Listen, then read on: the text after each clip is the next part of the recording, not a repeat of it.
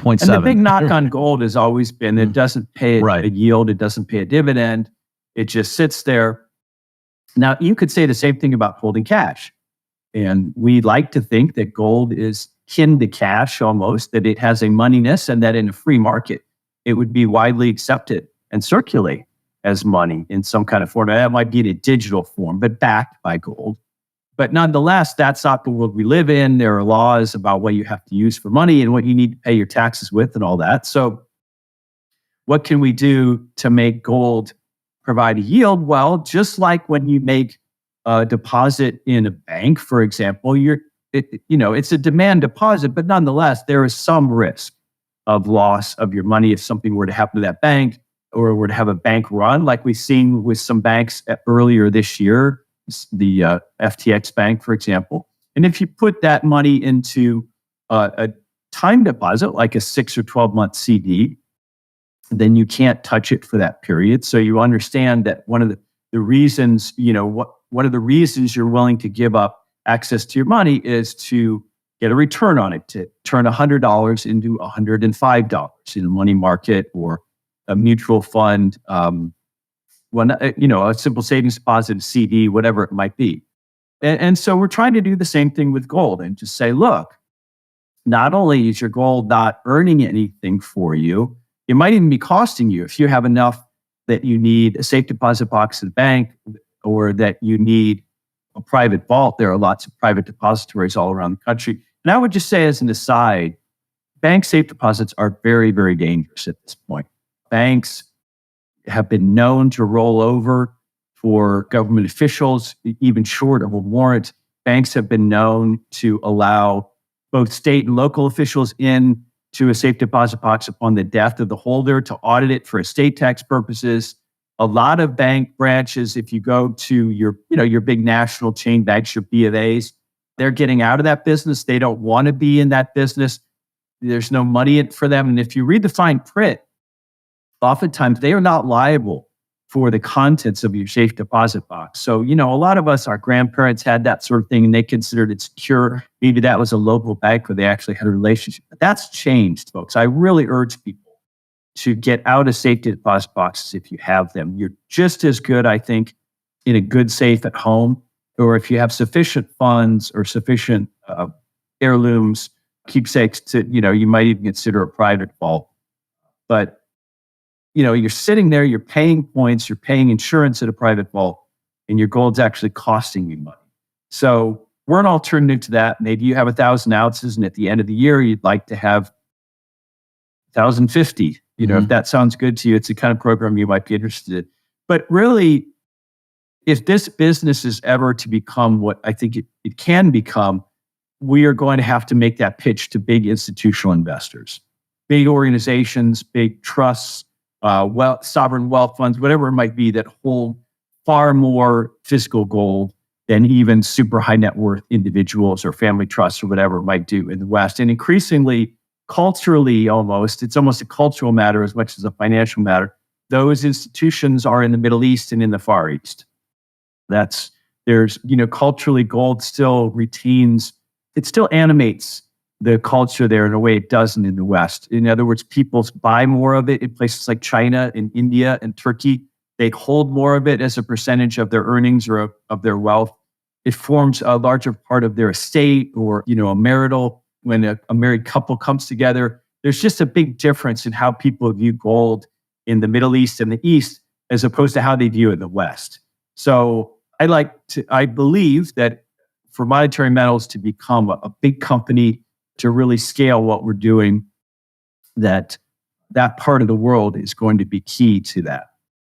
Okay, yeah, but very interesting. And I do want to circle back to the central bank question, but just to finish the other train of thought that I start, make sure the listener understands. So now we're switching. So I think we hit both sides of the leasing element. The individuals physically hand their gold over to you, and then they're being promised, not only to get that back, but a greater weight in return. And then they're relatively secure because it's not that the people you're giving it to are selling it for money and then we're going to go do some business enterprise and hopefully we make enough dollars back to go back into the open market and buy enough gold. That's not what's going on. The gold is, you can see it. It's in inventory. and then it only is used to be combined with other things to sell as jewelry, which, as you're saying, if the spot price of gold has changed, that's going to get passed on through to the ultimate buyer of the jewelry. No, So that's, it's effectively being used as inventory, but generally Mhm. speaking, it is not on their physical premises. Generally speaking, it's at a vault and they are making transactions as they go. And Mhm. our leases and also our reporting obligations, we have to have a view into the account at that vault so that we know whenever they make a withdrawal within a very short period of time, a 24-hour period of time, they're replenishing that gold as they go. So the total amount of gold should be about at full throughout the term of the lease, for one. And second of all, they don't, the third party, the company using the gold, does not they use it in an inventory like fashion, but they don't put it on their balance sheet as inventory. The title to the gold remains with our investor throughout. So it never becomes property of Monetary Metals.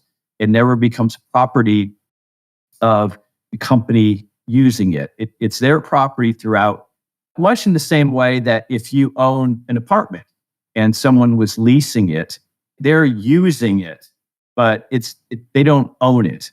If the property was to be consumed in a fire, the insurance would pay you, not them. If the renter was to declare bankruptcy, they wouldn't include the apartment they're renting in their bankruptcy estate. It doesn't belong to them. So we take the same posture with respect to our leases and the obligations of our third parties. Okay, great. And then just again, finish the train of thought on the mining element. So is this right that technically they are borrowing from you, like measured in physical gold, and then paying back, whatever that is times the appreciation rate in physical terms. But for them, they are, because they need money, like they're selling that. We need money. And then, but because they're a mine, because what they're physically producing is itself gold, that's why from their point, like they're able to, it makes sense from their point of view. Like they are in a sense transforming dollars into ounces of gold because they're a mine. That's what they do. Correct. And that reduces transaction costs, for one. Mm-hmm. Every time you buy and sell gold, even from a gigantic dealer, refiner, whatever it might be, they charge you a certain premium above, let's say, that day's London fixed rate. So, we're providing them with gold. But a bond's a very different thing. Yes, a miner or refiner generally produces gold and silver as their product. So they can borrow that directly from us. In a bond, unlike our leases, that's going to have a much longer term. That's generally going to be at least 3 years, maybe 5 years, maybe 7 years. That is going to have a much higher rate of interest, oftentimes well above 10, sometimes approaching 20%, depending on the jurisdiction, depending on the company involved. So you're going to get paid a lot more, but your gold is going to be tied up for a longer time. And then also in a bond, that's a security. A bond is something where we have to offer that to accredited investors as a security type offering. Your gold does go on the balance sheet of the mine or the refiner in that instance. Unlike a lease, that's their gold and they're paying you back. Just like when you make a deposit in the bank, that's now their money and you're just a creditor. So a bond's a very different animal and a more involved, there's a longer period, but a lot of people will immediately sign up for our bonds when they see that 13, 15, 19%. That does it. And then we say, hey, you have to take into account this is in the mine itself, although it might be owned by a European private equity firm, that the mine itself may be in Africa. There's things to consider that make both the risk and the rate of return higher. Hey everybody, this is Bob Murphy. Thanks for listening to this clip from the InFi podcast. If you like what you heard and want to hear more, please consider subscribing and share this video with others. We've got new episodes dropping every Friday with more insightful discussions. Stay tuned.